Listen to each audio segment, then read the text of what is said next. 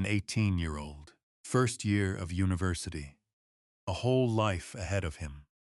On the night of December 3rd, Henry Nowak was stabbed multiple times. The police arrived within minutes, and they put him in handcuffs. He told them he'd been stabbed. One officer allegedly said, "Yeah, all right, mate. Heard it before." By morning, Henry was dead. How does something like this happen? And who is really responsible? Stay with me, because the answer is more complicated and more important than you think. It was just after 11:30 at night. Pub chucking out time. One of the busiest moments of the week for any patrol officer. Hampshire police received 999 call. Not from the killer, but from his brother. He claimed he'd been assaulted. He gave a description of the suspect. He said no weapons were involved. That was a lie.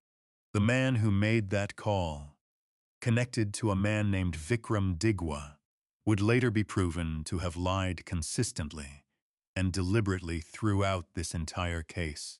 His mother, Karen Carr, was convicted of assisting an offender. She had already taken the murder weapon and hidden it before the police even arrived. So when those officers pulled up in the dark, they were already walking into a trap. They saw a chaotic scene. A family on the street, shouting, pointing fingers, a group of young white men nearby, and Henry Nowak, confused, adrenaline flooded, recently stabbed, behaving in a way that, to an officer with no context, could look like aggression. So they cuffed him.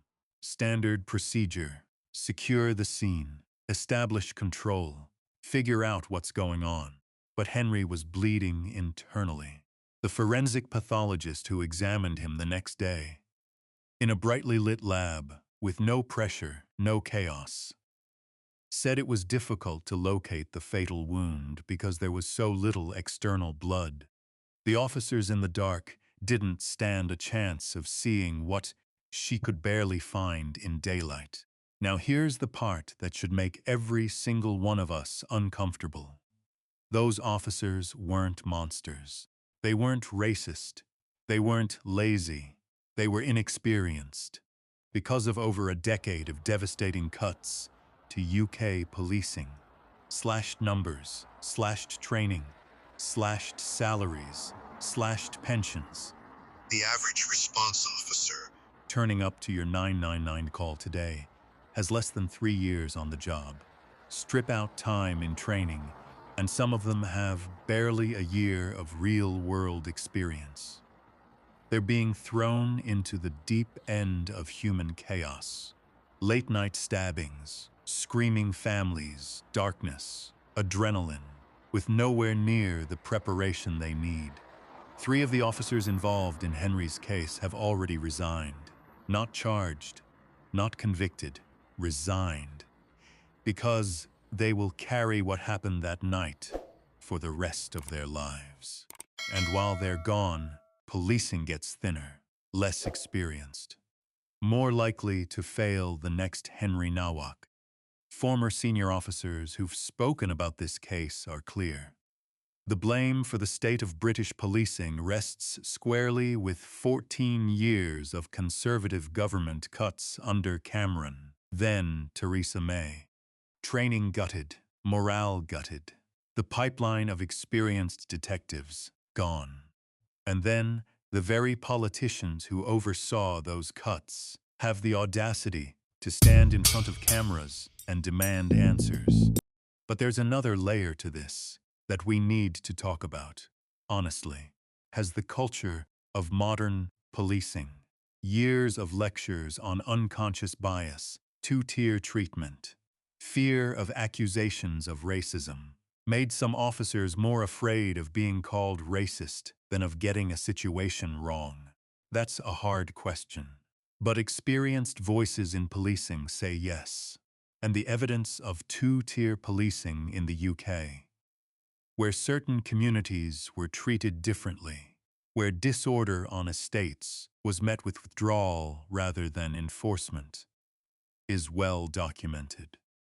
At the same time, Vickrum Digwa's actions don't represent a community. The Sikh faith, built on a foundation of protecting others, was arguably weaponized by one individual's lies. We should be careful not to let one bad actor define an entire people. The real villains of this story are clear. The man who killed Henry Nowak, the family who lied to protect him, and the successive governments that left the police too broken to see through those lies in time. Henry Nowak's killers were convicted. The system eventually worked, but eventually came too late for Henry, and for his family, and for those 3 young officers who will never quite forgive themselves for something that was never truly their fault. The question we all need to be asking isn't just, how did this happen? It's, what are we going to do so it never happens again? If this video made you think, please share it. These conversations need to happen outside the comment sections and the TV studios. Drop your thoughts below. Do you think the officers were at fault? Do you think the government bears responsibility? Is there a deeper cultural problem in UK policing? I read every comment. Tell me what you think. And if you're new here, subscribe, because we don't shy away from the stories that matter. Rest in peace, Henry.